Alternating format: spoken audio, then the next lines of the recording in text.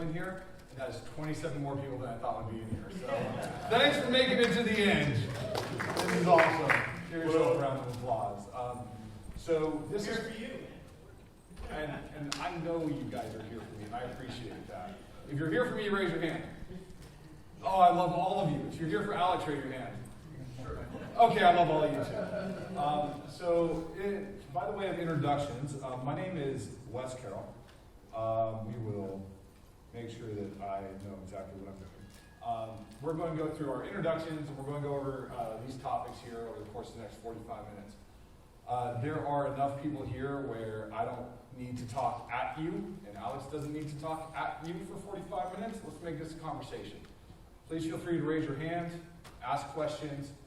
More than happy to answer anything. There is a dedicated Q&A session at the end. That doesn't mean that's when we need to do it.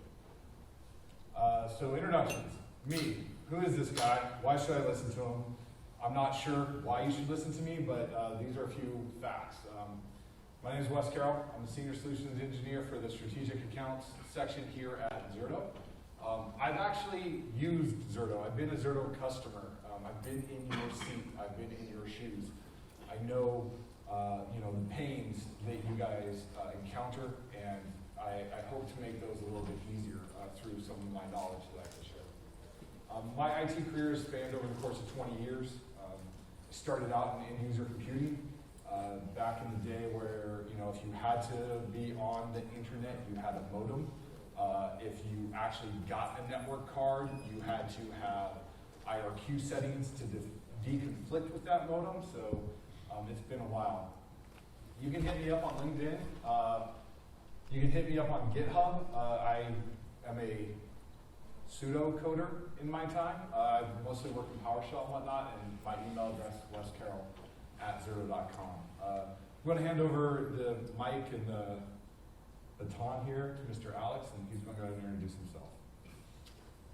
Alex Schenck. I'm a solutions architect, so it's a slightly different title. We do slightly different things, but at the end of the day, Wes and I are peers in some regards. So instead of being focused on the major accounts that Wes tends to focus on, I am covering the Americas as a whole. So I'm brought in whenever we talk about things like public cloud. So my purpose of being here at Zerto is not just to talk about how Zerto works in, say, a public cloud environment, but also to help customers navigate their cloud journey, so to speak. Been here at Zerto for the last 3.5 years or so. I started off as an inside sales SE, and then I went into the field for a little bit, and then I'm here doing the SA thing. Before that, I was data protection at EMC, so Avamar, Networker, Data Domain, EMC Disk Library, if that means anything to you. All of that was the stuff that I worked on. And like Wes, I've been working on these computer doohickeys for quite some time. So, granted, my first computer was a 486, and some people are going to be like, I have an 8080, whatever. So, that being said, my email is actually incorrect here. If you want to get in contact with me and my Twitter, there's a second C there. So reach out to me on Twitter and on email. I'm active on both, or just call me. So for today, we're here to talk about failover testing, what it is, how to use it, why you want to use it, and just making sure that you're successful when you are utilizing this very, very important and powerful feature of Zerto.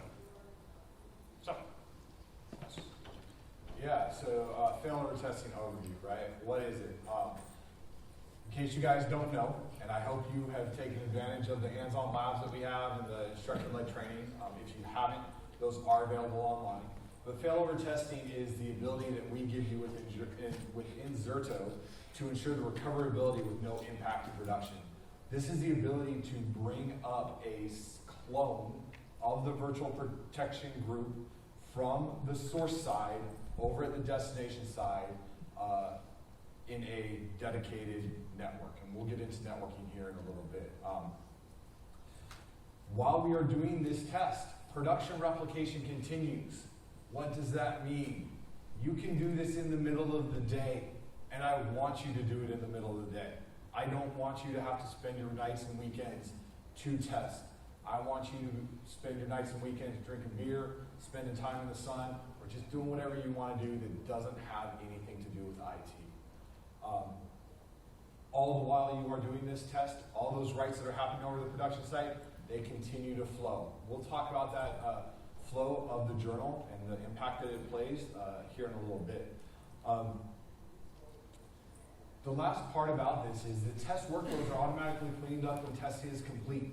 When you guys are done with your testing, whether that testing is an hour, whether that testing is a day or a week, we are going to go ahead and clean up after ourselves and get everything back into the way it was before that test started. So, failover testing. Why do we even do it? Why, other than the fact that, hey, my job depends on these machines, why do I actually want to do this test? This is just taking up time when I can do other things. Well, we need to make sure that we have the validation that we can actually recover those applications. If we don't do it and we haven't tested it, right, we don't know it's actually going to work. My good friend sitting in the back there, Mr. Nick School, has said in one of his sessions earlier, nobody cares about backups being completed. And I know that we're not talking about backups here, right, but we are talking about recovery. They care about the recovery of it. And if you don't test it, you don't know it's going to work. You don't know how it's going to work, and you don't know what might happen. We also can use this for resource capacity validation, right? Do we know that the resources that we have running over the source side are actually going to fit in the destination side? A lot of times, simple math will do it. But a lot of times, if you are the DR guy and you are not the IT administrator, somebody's going to go in there and they're going to say, this machine's got 16 gigs of memory? No. Needs 128, right? This machine's got 2 cores? No. Needs 24. And they're not going to tell you. And so this is just going to help us understand that we have that capacity over there. The other thing is it's recovery plan testing, right? Hopefully Zerto has taken you guys from having those big loose leaf binders of recovery plans and recovery operations to go through to, maybe a 2 or 3 page document that says, hey, we click this button and we run these smoke tests and then we give it over to UAT and we're done, right? But we still need to test that plan. This goes back to the initial point, right? Like, we're testing, we're validating that it all works. Infrastructure performance validation. There's no guarantee that the source site, Zerto does not require that the source site match the destination site, right? You can go from an AFA to a spitting disk array that nobody has actually used in production since 1996, right? We'll still replicate to it, but when it comes up on that hardware, do you know that it's going to work? Let's test it. Let's make sure it's going to work. Fun fact, if you're replicating into Azure, it's often impossible to match it off like to like with what's on premise. Because the way that you fail over into Azure is that you fail over into a VM template. You don't get to choose the size of the VM and get to say, I want 2 cores and I want 3.5 gigabytes of RAM. That's not how it works. You have to pick an instance size. So this goes. Everything that we're talking about here, super important for vSphere, just as important, if not more so, going into public cloud. This is a great use case, and this is a use case that I think a lot of you can take advantage of. How many people have never been burned by a Microsoft patch? No? Wait, who raised their hand? Mr. Smartass back there. All right, you get a sticker. All right.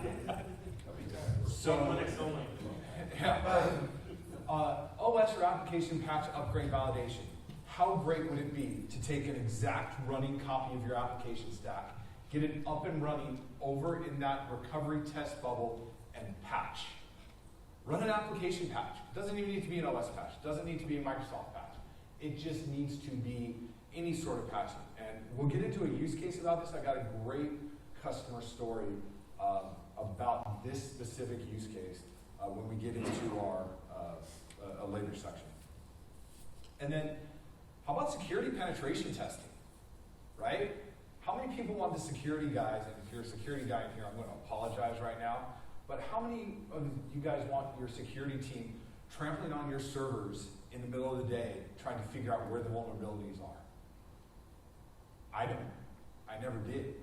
This allows you to spin up an exact copy again, just like the OS, and it allows them to go in there and they can bang away at that application and they can go ahead and try to find all those vulnerabilities and whatnot, and without impacting your customers, because it's a complete copy.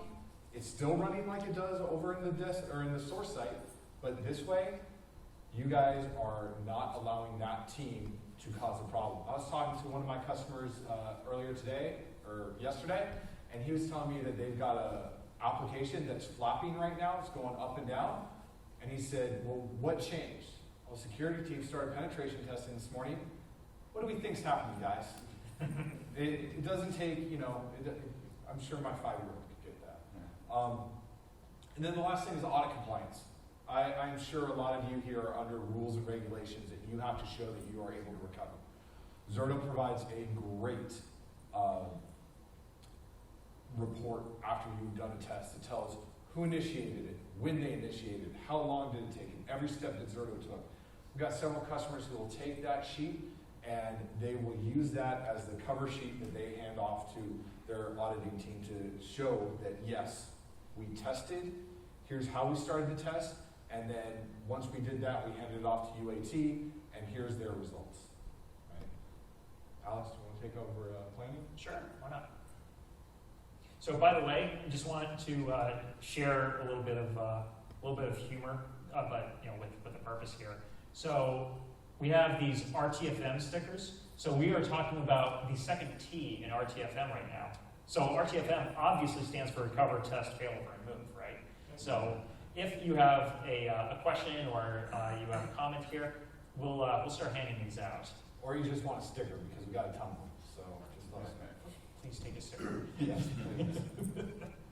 Okay, so networking considerations. So the very first thing that we're going to want to talk about here when we are planning for a failover test. When we fail over a VM using Zerto, we are creating a carbon copy of that VM. Now, yes, there are some things that are happening on the back end of Zerto that allow for this failover test to occur. But for all intents and purposes, you're spinning up a clone of a VM just failed over to a couple seconds ago or a couple minutes ago, based upon the checkpoint that you use. So, has anyone ever had a split brain situation with, say, a database where you've had two databases of the same exact type running at the same time? Yes, no? Does anyone know what I'm talking about by split brain? Yeah, it's bad. So basically what it means is that if you've got two of the same MAC address so that your switch doesn't know which one to send to, maybe you have packets being sent or dropped somewhere, basically it leads to a mess. So what you want to do is you want to have maybe a bubble or an isolated network, so a bubble network.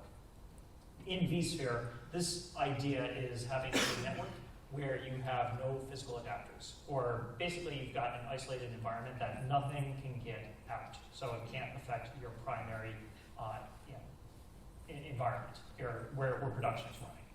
So to Wes's point earlier, when he says, I want you to do this failover testing during the middle of the day, what he's talking about is going into an isolated network where you know that you can do as much stuff as you want to in there and it will never affect your production environment. We highly recommend that you collaborate with your network teams in order to design this network to meet your needs. I've had customers who they have their isolated network, and it does have access out to the internet, but it doesn't have access to any internal applications, so it can't register itself in Active Directory, it can't register itself in DNS, and those are some other considerations that we need to talk about. But one of the ways that this is going to benefit you by collaborating with your networking team is that with Zerto, we don't care where you recover it to. As long as that network is available on those hosts, they'll all be able to talk to each other. There are some other products out there that they make that network for you. We don't want to do that because then we're controlling it. We want you to be able to test how you want to test and allow those network rules to exist the way you need them to exist in order to be successful in your testing. Yep. definitely. So another option here is to either, you can do the bubble or the isolated network first, or you could have a completely isolated network, like physically isolated, something that is severed from your primary network. It really comes down to how severe of a connection severance that you want. Do you want a logical separation or do you want a physical separation?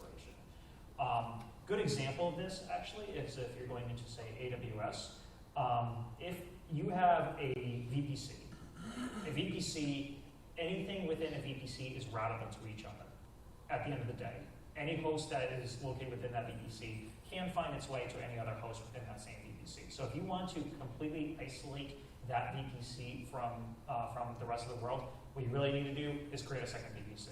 You could create something like a security group or subnets that will further isolate the environment, and that may be good enough. But depending upon your security requirements, it may be a requirement for you to just stand up a brand new environment, brand new data center, logical data center. And to Wes's point, you want to be able to actually do your testing.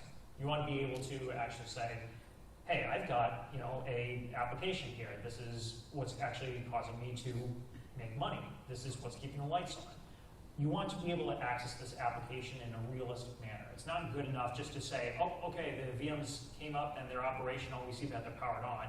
I mean, that may be good enough for like a compliance check, but if you really want to do some DR testing, you want to make sure that you either poke holes in your isolated network or you have some other mechanism to effectively test against it when it's in that bubble. Any questions so far? Yes, sir. What do you do about CDM communication? Yeah, it's a great question. It's one of the things that I'll talk about when we get into some of our use cases that we're actually seeing in the wild and how customers are doing it. The short answer is when you sever a network, what you're really doing is you are emulating a full disaster, what I would call a act of God disaster. Hurricane comes in and takes out your data center, right? If you're over on the West Coast, earthquake hits and your data center's down. At that point, we're not really worried about ZVM to ZVM communication. However, it should be noted that when you do bring that network back, at the source side, we've been keeping what we call a bitmap. And so those IOs that have been happening, they're just being queued. Zerto is keeping track of where those IOs go on the disk, and then when the communication comes back up, we'll go ahead and say, okay, we've got all these IOs that we need to send, and we'll ship them across, and you'll see a bitmap sync at that point. Long story short is that we're pretty resilient against that sort of scenario. We are intended to be an application of last resort. So the thing that's going to actually get your environment up and running. Will there potentially be data loss? Sure. But I mean, the amount of data loss will be minimized, and the synchronization, this bitmap sync, should be fairly minimal. Yeah. Yes, sir. So Zerto destination site, what network would you put Zerto on? Yeah. So if Zerto is a destination site, what network would you put Zerto on? From like the severed network? From I guess the DR site. If you have a test up and you have a live. Oh, yeah, great question. So the question is if you are using a bubble network or a severed network, where would you put the Zerto Virtual Manager? So the answer is that Zerto needs to be able to communicate with the vCenter and the virtual replication appliances. That is the most important part, right? We need to ensure that we can send communication to the vCenter and to the VRAs as to how to recover your applications. So the ZVM can actually stay on the live network, and what we're going to do is we're going to bring those VMs up and we're going to assign the network in vCenter that is that bubble network, right? If it is severed, or a severed network and we're separating the two data centers, then we just need to make sure that the ZVM has access to that vCenter. So when we're doing failover testing using a completely isolated network, do we need to replicate the domain controller as well so that the users can log in using the 80 credentials, or will they only rely on cache credentials depending on their group policy? Great question. So the question is, when we're going into those bubble networks, what are the AD considerations that we need to take into account to ensure that our users are able to log in? Active Directory is one of those things that is distributed and resilient by default. The way that Microsoft has designed Active Directory is really one of those things where I want Active Directory to do what Active Directory does on its own. Just due to the way that there are a lot of considerations with that. To that end, there are options that we have. We can replicate Active Directory, and we can put it in its own VPG, and then we can say, hey, when we're failing over and we need people to test, we're going to go ahead and fail over Active Directory. When I was a customer, we toyed with the idea of using a read-only domain controller in that, and so essentially we dual-homed it, so it had access inside, but it was read-only, and so it just got its data from the outside. And then one of the other options that I did is I had a script that ran every night, and I cloned the domain controller. I shut it down, I cloned it, I brought it up in the bubble network, and so it was always there when I needed it, right? And that script ran, I think it was like 3 a.m. in the morning.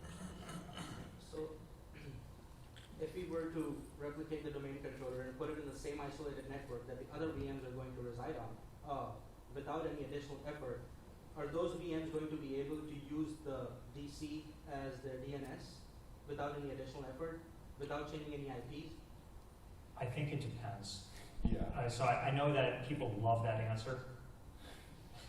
So I think it really depends, because the thing about Active Directory is that even though if it is implemented properly according to Microsoft best practices and recommendations, you would have Active Directory replication site A, site B going on, right?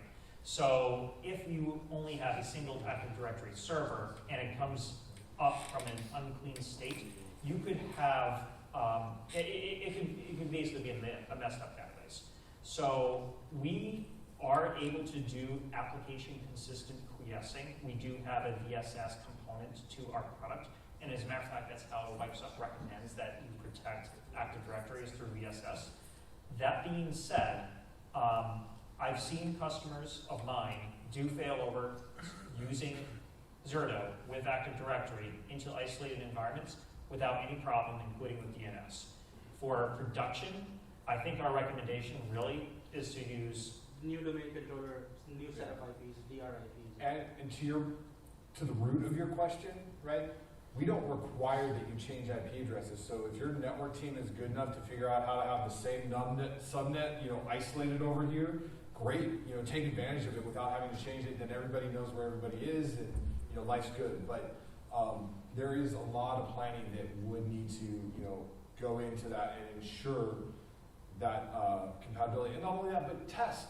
Right? A test is free. It's literally, just your time where you click the button, let it run for 30 minutes, come back, log in, see how it works, right? If it doesn't work, tear it down and try it again. And those are always the challenges, right, with the testing, when you're testing your plans. Another challenge is when you put everything in that isolated bubble, giving people access to that to do their testing, giving your application developers, access to that environment. I do it through vSphere, and basically through the vSphere console, and allowing them access to the folders that house their application on the target side. Yeah. But it's a huge challenge, right? It You're not is. just going to RDP to a box on an isolated. It's a huge challenge. It does require, and this is why we're talking about the planning aspect of this. So we get into the planning here in a little bit, but you're right. And when I was a customer, the way I did it, we happened to use Microsoft RDS. And I had an RDS box that was dual homes, right? And you connected to that for DR testing. All the applications were already installed on there, so on and so forth. I was just going to say, if your goal is to test inside of a bubble network, you need everything that inside that bubble is what you need. And so, Correct. I think in terms of AD, it's for authentication, it's for DNS, potentially for DHCP. possibly even for NTP. And so it makes sense in that context to include the domain controller, but also it has to be the domain controller that the machines are going to point to. Yeah. Because you're trying not to re-IP. You're trying not to re-IP, and then Yeah, I mean, we could go down number one is we could go down the Active Directory rabbit hole, like talking sites and services and all that stuff. I know I am your SE, or I was at one point, but I don't know who yours is. I highly recommend that you have this conversation with your SE, because we are going to help you guys understand, where we've seen people be successful, pitfalls and things like that. So. All right, so let's talk about storage for a moment. Yep. You want to? Yeah, sure. So a couple things about storage, right? One common question that we get is, how much space is this going to take, right? And number one is the mirror volumes utilized. So we've already replicated a copy of the data. We're going to leverage that. You don't need any extra space for that. Everyone know what the mirror volume is? No? Yeah. Okay. The journal volumes are utilized, so we're not going to need any extra space for that. However, we do need to create a scratch volume. This is the volume that essentially allows those VMs to function and to be able to write data, and just like they normally would. The scratch volume is thin provisioned, so we're only going to take the data or as much space as we need. However, the scratch volume, there is a limit to it, and that limit is whatever your journal hard limit is. For those of you who would like to know either A, what the journal hard limit is, or where to set it, what we do is we go into Edit VPG, Replications, and then VM Settings. This is after you've created the VPG, because we have to edit it on a per VM basis. We go ahead and we click that, and we get to this screen where we're going to select the VMs that we want to change, and we click Edit Selected. When we do that, we're going to get this window that pops up, and this is where we actually set this limit. This limit can be one of a few things. It can either be a defined hard limit of number of gigabytes that you want to use. I believe the minimum is 10 gigabytes, and the maximum is 20 terabytes. And that's up to you guys. Obviously, it has to fit in the data store that you are using. We can set it to a percentage of the protected storage. So if it's a 2 terabyte VM and we say 10%, it's going to be 200 gigs. If somebody goes in there and increases that data store to say 4 terabytes, it's going to dynamically change itself to go and be 400 gigs. Or we can set it to unlimited, meaning, look, don't worry about that hard limit. We're just going to go ahead and we're going to write until we fill up the data store. And Zerto does put a guardrail around that. So if the data store gets to 15% free space or 30 gigs, whichever's lower. There's going to be a quiz. Yeah. I'm not that mean. Whichever's lower, it will stop writing, and it will let you know that, hey, we're not going to fill up your data store, but we've encountered, there's not enough space to continue to operate. Basically, we don't want to be the application. So as the DR application, the application of last resort, we don't want to be that application that tilts over your environment by eating up all your space on the dev store. So what we will do is we will terminate our own replication before that actually takes place. So, is there a question? Yes. So where's the scratch volume located? Great question. Great question. Let's move on. I'm going to go ahead and use the arrows up here.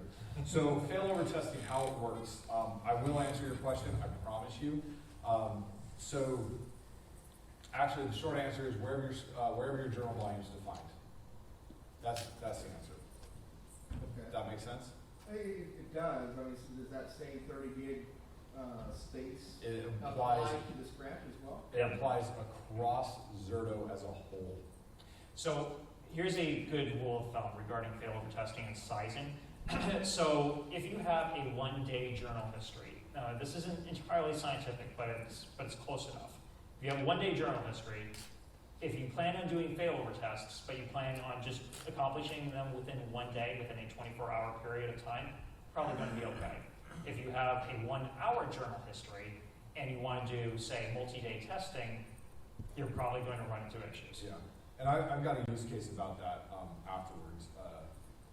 Anyway, so this is how the journal works. I know you all have been here for 2.5 days, and so this is probably like the 5th time you've seen this animation, but the VM writes, and we create the checkpoints, and okay, we'll speed up, and then the checkpoint gets committed to the replica disk.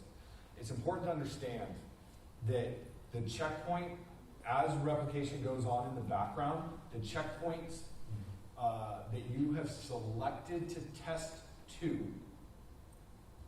does not get committed to the replica disk until you finish the test. So everything will continue on in the background, everything will continue to work just the way it has, and then when you get to that checkpoint that you've selected, we're going to hold on to it, and then once the test is done, we'll go ahead and we'll commit it to the... Is it just that one, or that one in any subsequent? It's that one in any subsequent ones. All right, so here's how the failover test works. Number one is over the recovery site, we have the replica disk and we have the journal disk, and they are on a data store. So we have the journal defined on a specific data store. As we initiate the failover, we're going to have an isolated network where we're going to be able to do this non-disruptive testing.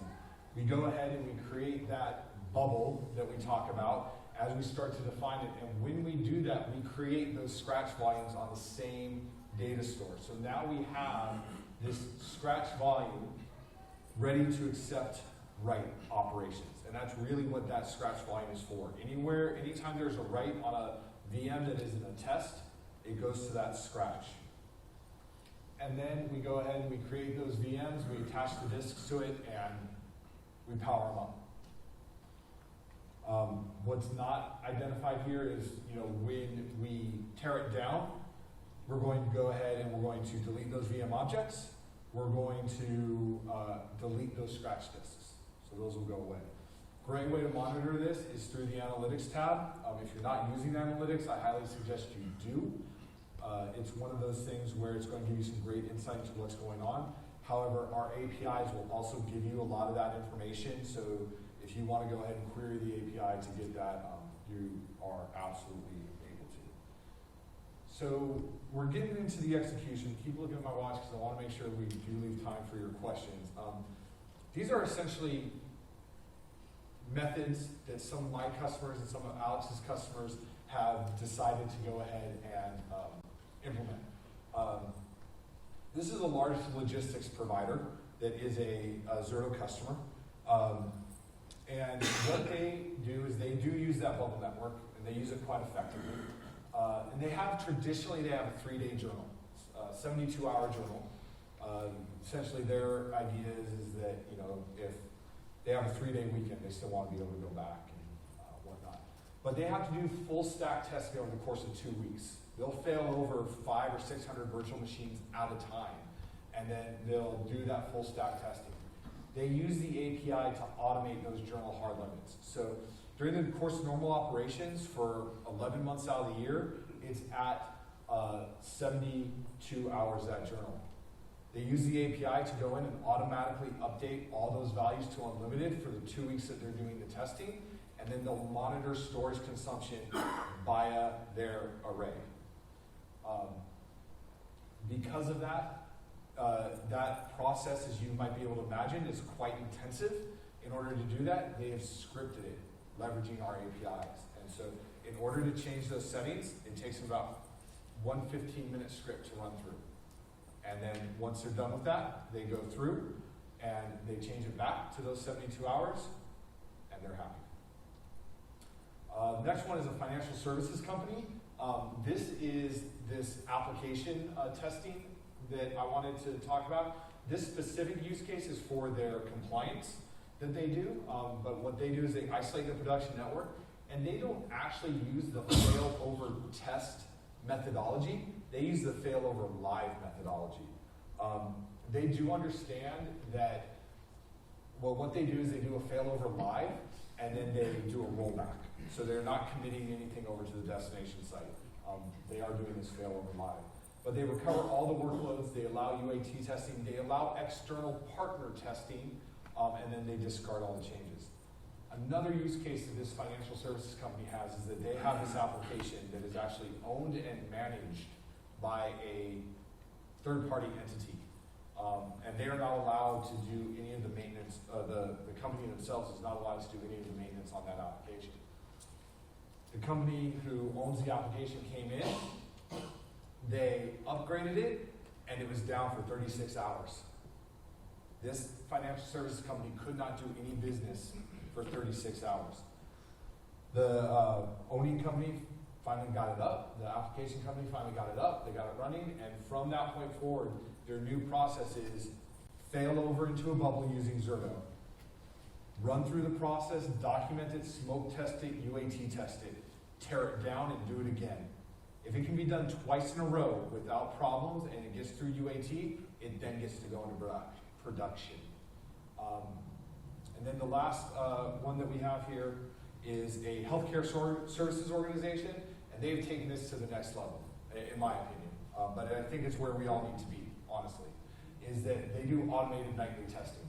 They have an automation platform where they automate the failover testing, leveraging our API, leveraging I believe it's Jenkins, a local Jenkins installation in order to do that. And then the Jenkins installation will go through smoke tests. Our service is up. Can I get to this? Can I do this? Can I do that? Yes, I can. Yes, I can. Yes, I can. No, I can't. There's a problem. There's an email report waiting in their inbox in the morning. They tear it all down. Last time I talked to them, they had never actually had a failure yet. You know, knock on wood for them. But the fact of the matter is that the time that they save in man hours doing this is huge. That's all I have. Alex? That's all I had. Yes, sir. All right, I'm sorry to do this, but I work for a benefits hosting company, and we will have a web server that houses many clients on it. These are all different, separate clients. And so we'll have like one web server that has anywhere from 5 IPs to 20 IPs. Mm-hmm. And when it comes to doing a DR test for that, there's no way for us to leverage all those extra IPs because each VM has only one IP that you can DR test. Is there any supported way to have one VM that has 20 IPs to be able to DR test that? So I'll take a crack at that first, then I think Alex has probably an opinion on this. Almost ripped out my mic, that's no good. So number one is you're right. This is a thing where Zerto, its implementation of this is literally, look, we're going to allow you to change one IP address, it's going to be the primary IP address, and that's what you get.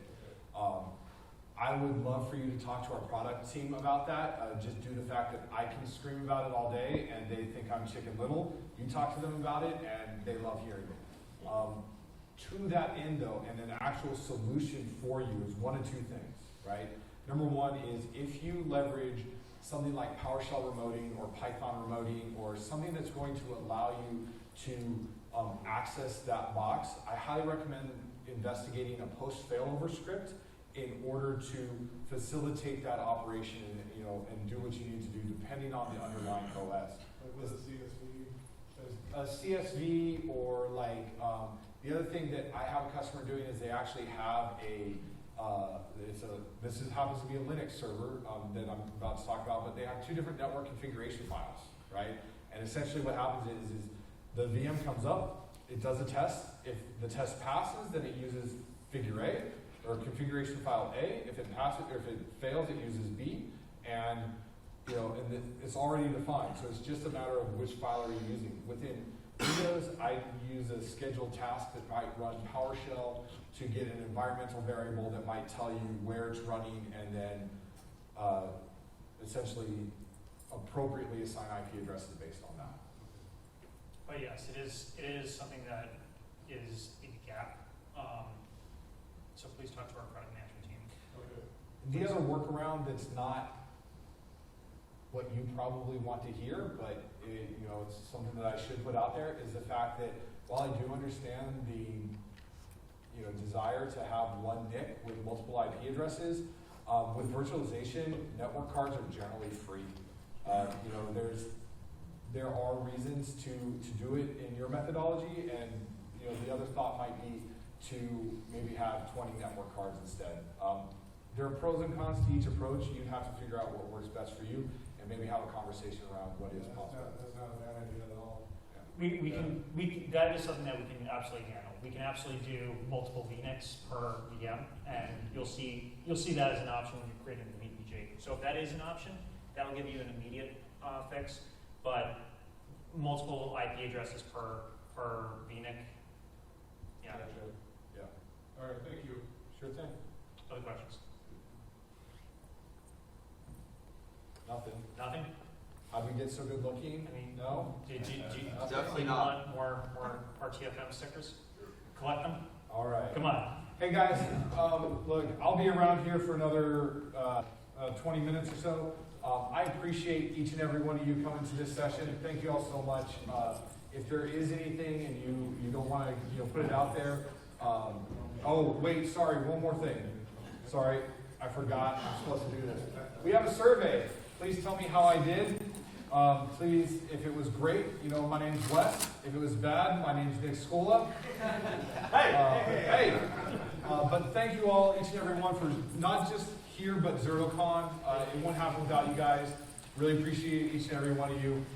Have a great rest of your week.